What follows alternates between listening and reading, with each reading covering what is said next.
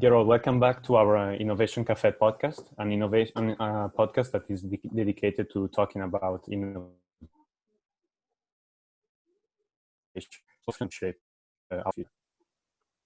Today we have Andrea Giaretta. Welcome, Andrea. Thank you everybody. And the hosting team is by myself, Davide, and Riccardo. Hi guys. Hi everybody. Hey guys. Ricardo, I leave to you the floor. Okay, great.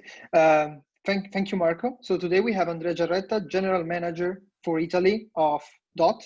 For the few of you that don't know what Dott is a app-based platform for shared e-scooter and bikes operating in 14 cities in Europe. It is a market leader, for example, in Italy, in Turin, Rome, and Milan.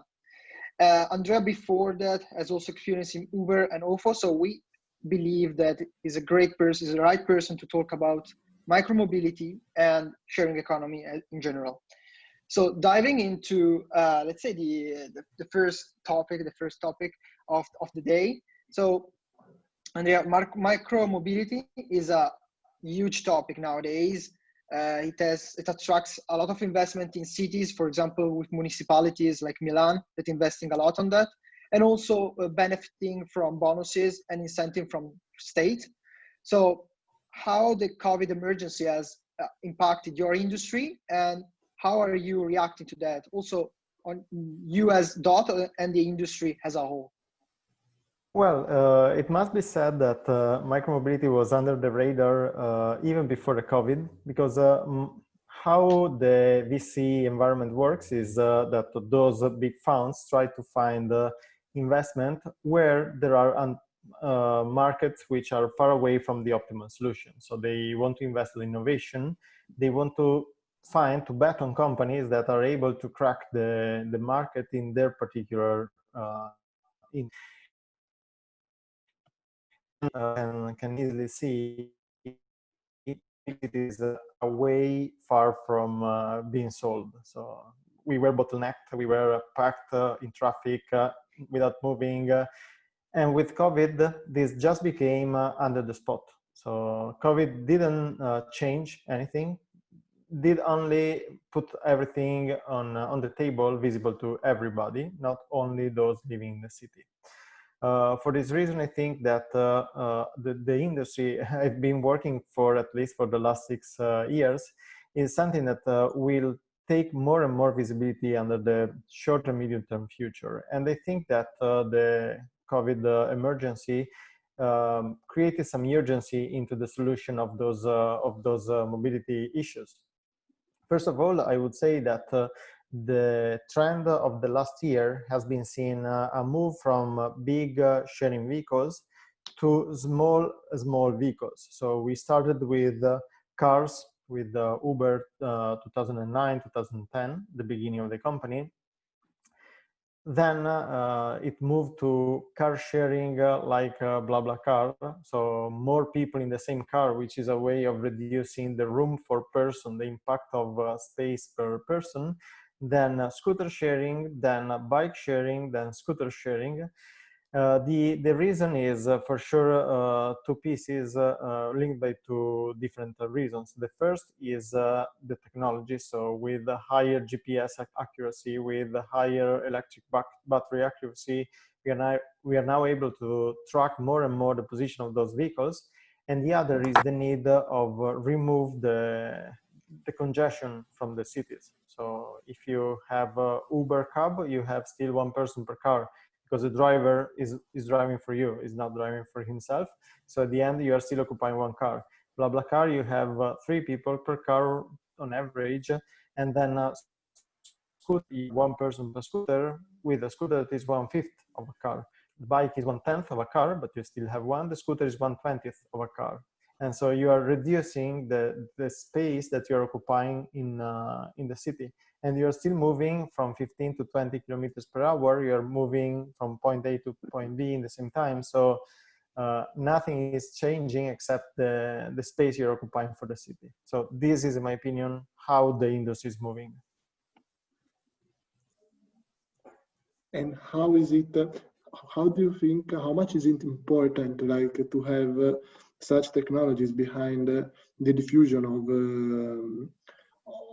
like of these like new ways of moving from one point to the other.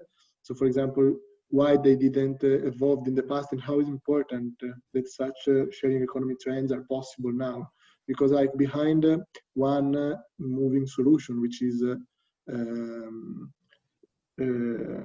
like the one of Dott, there are plenty of technologies together. So there is internet, there is GPS, there is like, let's say, like the possibility to connect more people with social media more, and the sharing economy as well. And so basically, how important is are all those technologies together and to support evolution now? I would say they are paramount. So as I was saying, 10 years ago, you didn't have reliable enough GPS, and you didn't have long-lasting enough batteries. So you wouldn't have been able to put a tracker in a vehicle, and so have the vehicle shared per se, not shared by a driver driving you, but shared per se. The idea in this is exactly have the industry evolve into time. So I envision a future where you multiply the space, change in level. So flying taxis are already something that is under test by Uber since a couple of years. But also try to find smaller and smaller vehicles to reduce the impact of mobility. So if you think, especially in Europe, most of the cities were designed in 2000, 1,500, 1,000 years ago. And for sure, the biggest thing that was moving in the city was the carriage, which is smaller than a car.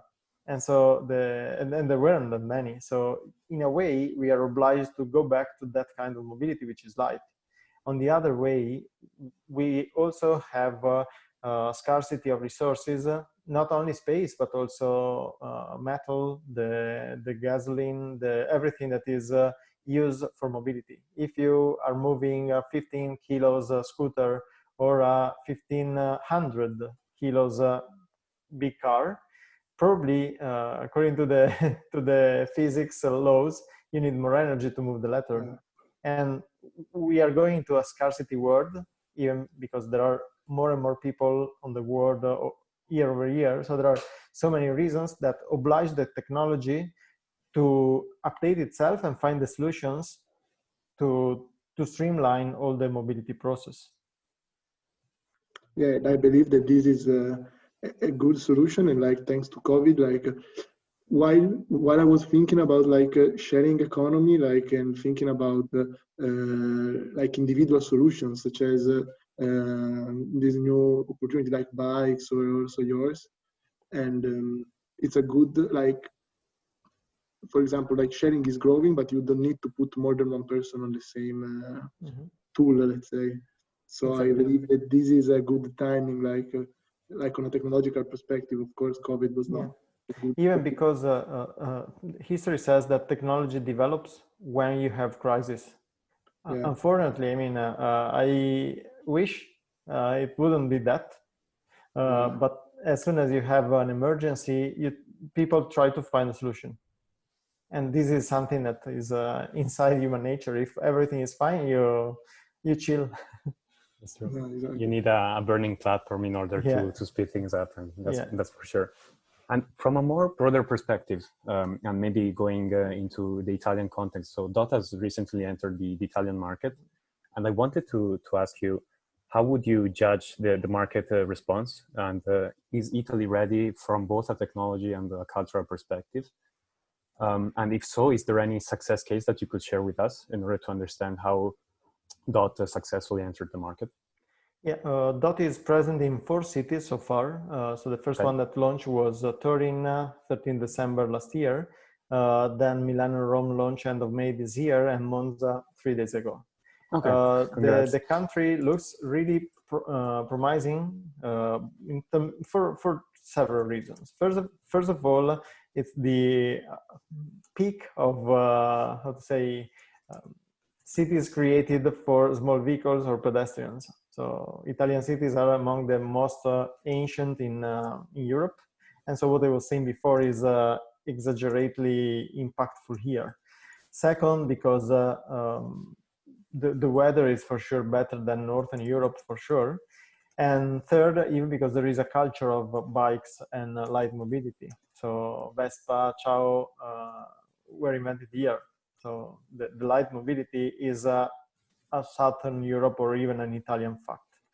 What I can say to you is that Italy showed the best trend in the company for the profitability, meaning that we are able to combine how to say, efficient labor, which is something we are probably, according to what you hear around on a newspaper and whatever, but I can confirm that labor is extremely efficient here, and pretty small cities, not so dispersed, and very densely populated with an immense need of mobility. So if you think about Rome, but this goes well in Turin as well, you do not have a big enough network of mobility to support a city.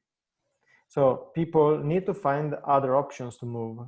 And this, in the moment of coronavirus, was again multiplied in terms of or factored, because if, and again, we go in another city because they are all leading the same direction. If you go to Milan, the ATM, which is the ATM, the public transport in Milan, was moving 1,350,000 people per day. If you do the math and you see how to fit one person distant 1 meter from the other, according to the coronavirus logic, you see that you have 75% drop. It's true that you have smart working. It's true that some people left Milan, but again, Milan population didn't get 25% of before. So you need to find a way of move those people. Cars are not a solution, because you are coming from a situation where the city is bottlenecked already by cars, and so you can't add more cars. And so you need to find a solution to that. And probably if you want to take an example, a precise example to answer your question on a good situation that emerged is exactly Milan. So the city administration reacted pretty fastly to prepare the infrastructure for this light mobility. So they created, for example, the bike lane from San Babila, which is Duomo, technically, to Loreto. So there are more than 3 kilometers with a cycle lane, which is amazing to be done with the weather we likely have in Italy, and which is linked to important parts of the city. They are investing a lot of infrastructure, and they are doing this together with the increase of the sharing mobility fleet size, introducing new vehicles, because if you create the infrastructure without vehicles, it doesn't work. If you introduce vehicles without the infrastructure, it doesn't work. The two things combined, done in the same time window, because this happened in 15 days end of May, managed to create a boom on the use of this kind of mobility, and all the operators benefited from this, together with all the users, of course.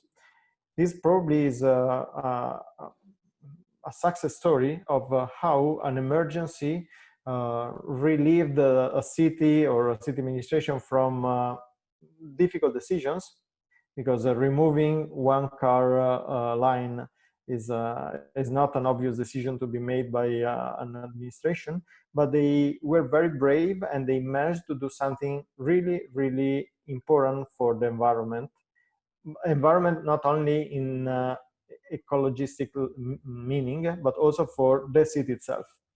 If you go to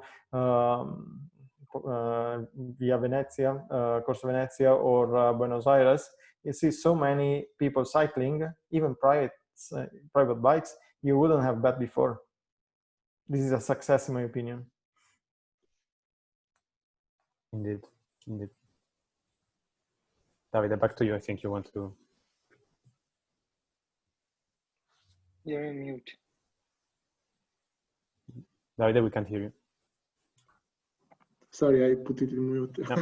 No worries. And yeah, no, thinking about Italy and like some, how is it to be like the GM of Italy? So which how, on the one hand, which is your story, which maybe we can talk first, and then second, expand a little bit on like how is it the actual role. So starting from the first, what was your journey towards Dott? Yeah, the beginning of my career, well, I graduated as mechanical engineer, so very, very hands-on Here in Italy? studies. Yeah, in Padua. I come from northeast of Italy, so that was a good university close to home. So that's where I started. I didn't do real engineer for any day of my life, however, even if I have a strong passion on mechanics, on everything that is manual work and similar. However, I started as a consultant on the supply chain and logistics, and I did this for 4 years. Then I decided to do a U-turn because a consultant always stays at a high level. And as you can imagine, being a mechanical engineer, you want to touch the ground sometimes at least. And the U-turn, where U stands for Uber, was exactly going to startup environment. And startup is actually a place where you can invent, you can challenge yourself and take decisions one day and see the result, if not the same day, the day after, which was amazing to me because it was allowing me to change the business. I mean, it's not a General Electric, of course, it's a small business, but at least you can do something and see that the very next day what your decision were. At the moment was Uber pop area, but didn't last that much. It was my focus mainly on the Uber Black, which is the private hire. So is in Italian is noleggio con conducente, translated is exactly private hire, which have been relaunched and grown in several cities in Italy. After that, I decided, however, to move away and stay within the mobility. I had a very brief parenthesis in Norfolk, which, however, was very important because I managed to meet Henri and Maxime, that were the Dott founders.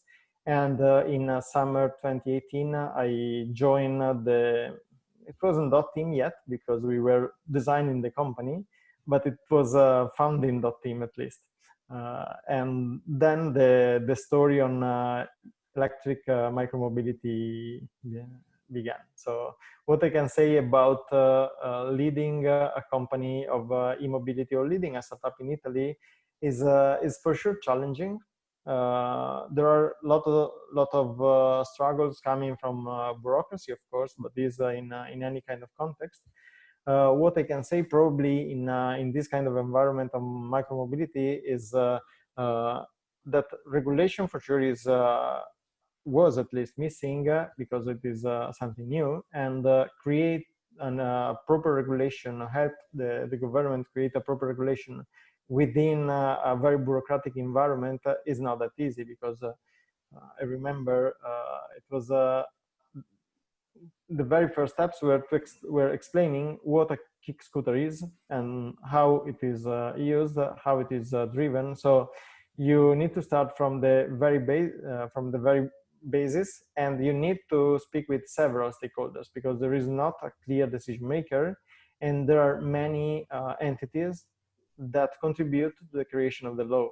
And you have many entities because there is the part taking care about the safety, the part taking care about the police, which it is important to take on board also the police, plus the transportation. So you have so many stakeholders, and there is no one doing the stakeholders management except you, except the person that is interested to create, to suggest, to drive, to contribute to this new law, to this new regulation. So this is one important thing that probably in other countries is, especially in Anglo-Saxon countries, is a bit simplified, because, for example, in the UK, the process is exactly the opposite. So you run a case study, you show results. If results are positive, okay, you can think about you can extend it, or better, the government is extend that Otherwise, it wasn't good. So it's a try and error. Whereas in Italy, this is not happening.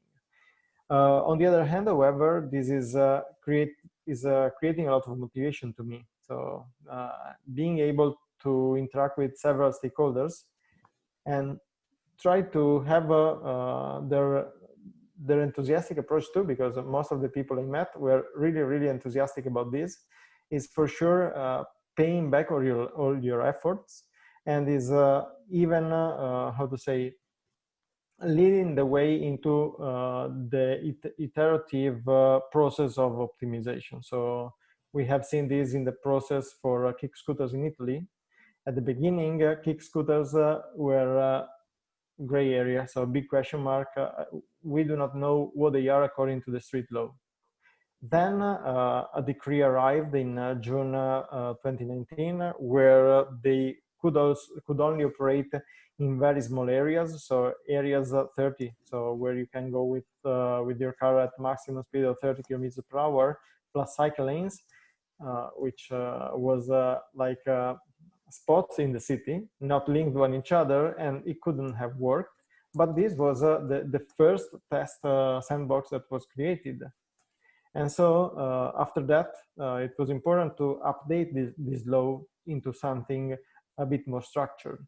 And so at the end of February this year, we managed to get the equiparation between scooters and bike, because scooters and e-bike, given the fact that the way you use them is pretty similar. So the kind of distance you cover is pretty similar.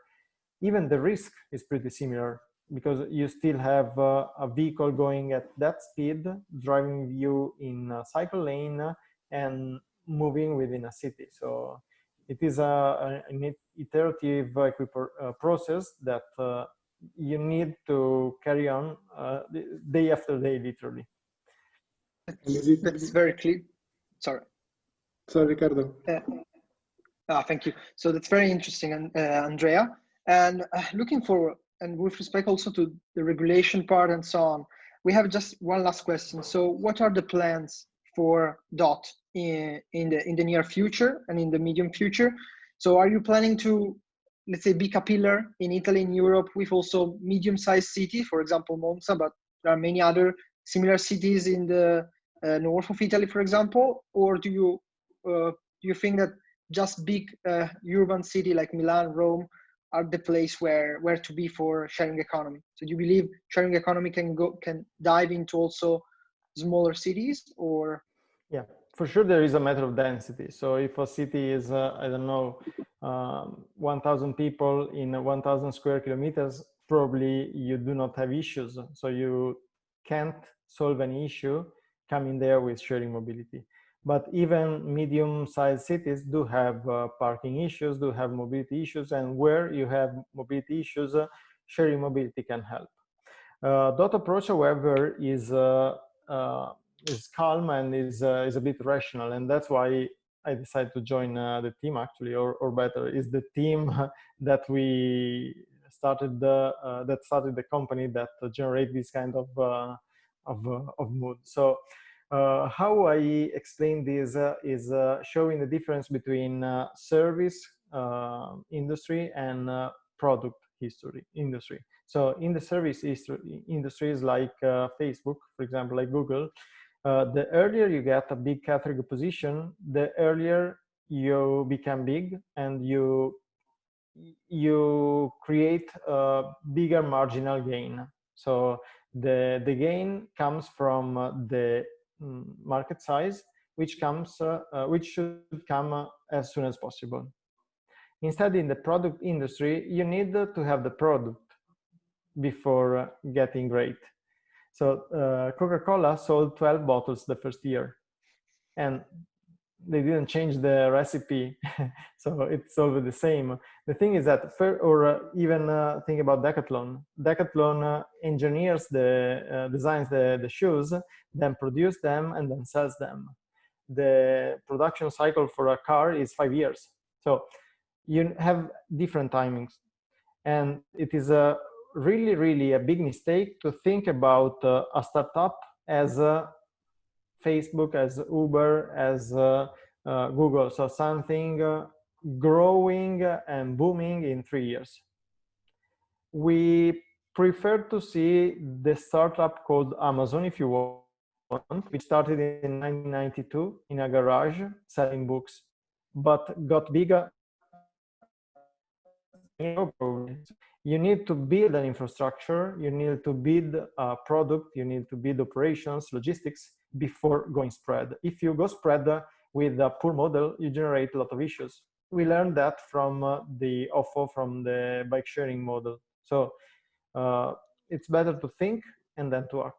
And that's why, despite getting 50 millions funding, we are in only 14 cities. So we prefer to go big, to go bulk, and invest a lot in some cities, grow them, make them profitable, and become profitable, and then conquer the market day after day or year after year. That's the process at the end that managed us to win the Paris tender a couple of days ago. So Paris is one of the biggest cities, probably the biggest market in the world for this kind of industry. There were many players. We joined in March 2019 as the 12th player. Okay. And now we were one of the 3 selected because we invested a lot. We created a value. We created a scooter which is co-designed by us and exactly designed for the sharing. And this is paying back. If you take a scooter, you put 2 stickers and you put on street, you will have to pick it up and repair fast. And this is just wasting money and time and reputation. So what we want to describe this is a marathon, a Kenyan marathon rather than a sprint. And this is the approach we are tackling. And are like technological solutions different in different cities? For example, the scooter in Berlin, or I don't know, in Rome or Milan, is it going to be different from the one in Paris? And or you have scale economies on that? We try to create scale economy. So how to explain that? Both in software and in hardware, there are different regulations and different terrains, for example, city by city. So if you create something that is working for the worst terrain, probably is not creating issues in the best one, but is probably just a big gap you put between you and competitors in that one. So and this is standardizing your production as well. So it's easier from a design perspective to have one model or probably very few models or very few differences from the various models. And it's creating also efficiency from supply chain point of view. Plus, it's not ruining experience, it's improving the experience also in the other city where the requirement is not there, or where, I don't know, the terrain is super smooth. So if you consider Rome, which has a lot of cobblestone, you have a lot of up and downs. The scooter we have is able to work there. The engine is 500 watt, which is the maximum required by law, and not 350 like other players, to help go up and down. Maybe up, not down. You can go down even with less watt. But this is not creating an issue if you take it in Milan, which is super flat, because that time you have I don't know, a small hill or a small climbing above I don't know, train station or whatever. It's working. So it's better to shot high and to try to create the best hardware and software you can for all the cities if you manage to reach it. Okay. It's a very interesting point, Andrea. Thank you very much for sharing with us. I wanted first of all to thank you for your time and for the insights and the messages you left us. And to wrap up this session, I would like to try to summarize the key points that have emerged. And please feel free to add something if you think so. So first of all, we have discussed about how micromobility has matured along 2 key dimensions in the years. First one is the technological perspective. And the second one is, let's say, the ability and the capability to optimize space, which is a scarce resource. So by going into kick scooters, for an example, that occupy way less space than cars, we can receive and expect specific benefits.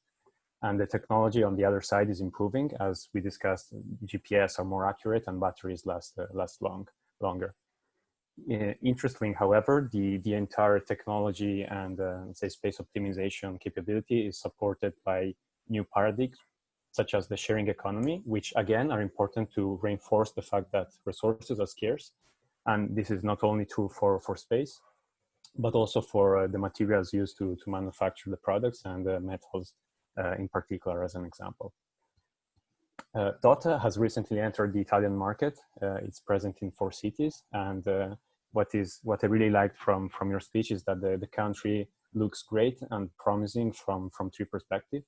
The first one is that Italy has a lot of old cities, ancient cities, sorry, that not only are beautiful but are particularly, let's say, adapt to welcoming the micromobility solutions. The weather in Italy is great, which is something you need when you want to travel by bike or by kick scooter. And last of all, there is a culture of bikes and the light mobility, which has always been around. We can think about the Vespa, which is probably the best and greatest example. But one thing that you stressed, and I wanted to recap, is that the reason why at the moment micromobility is particularly successful is that the 2 components, so infrastructure and vehicles, are coming together. So there is a boost both for the vehicles and for the infrastructures. In fact, this leads to plenty of success stories in Italy as well. The last thing I wanted to touch upon is the difference between service industry and product industry.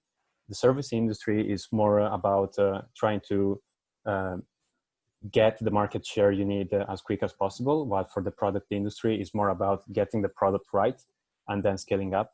And this is what is clearly driving Dott's growth strategy for the future as well. But it doesn't mean that you're not going to sharing scale economies as well when possible. I think it's a super interesting conversation, and I wanted to thank you very much. And hopefully we'll see Dott, like we will all be using Dott in the near future. Thank you for all your interesting questions and for the opportunity of speaking about what the industry and what drives Dott into the industry. Thank you very much. Thank you very much. Thank you, Andrea. Thank you. Goodbye.